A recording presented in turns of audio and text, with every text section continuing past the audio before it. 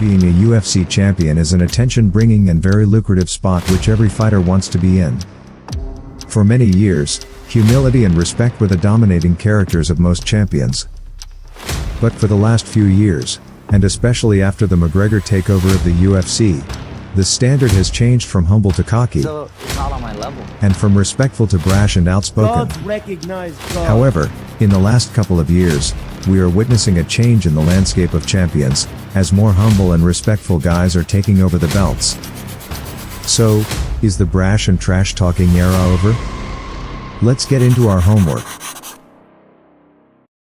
February 2013 was a very important date in UFC history, as it was the date in which Dana White signed the Irish megastar Conor McGregor, who took the featherweight division by storm.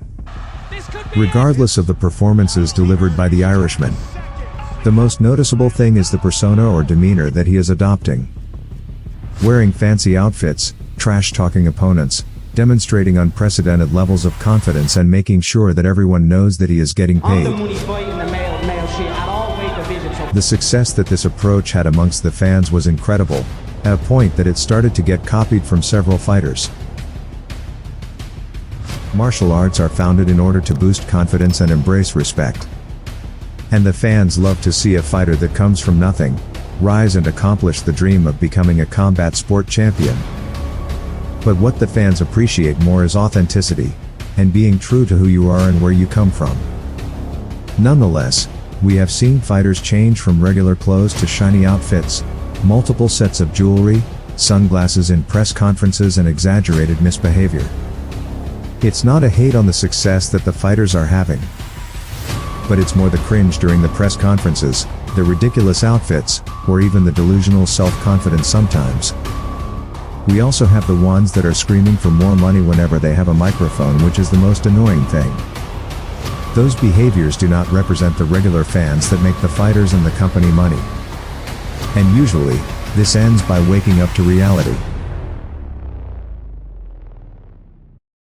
In 2022, the UFC had 19 title fights including 2 interim belts, during which 6 belts have changed hands out of the 11 champions. Izzy and Kamaru, 2 of the most dominant champions, have been dethroned, mainly owing to being overconfident against very dangerous opponents. Rose Namajunas lost her belt, in one of the most boring fights to Carla, because of very bad coaching.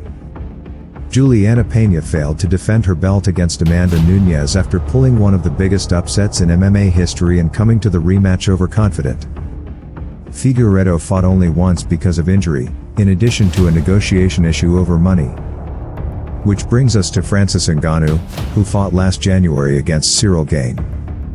Francis has turned down a new 7-figure contract with the UFC, supposedly, in order to try free agency and chase a $30 million fight against Tyson Fury.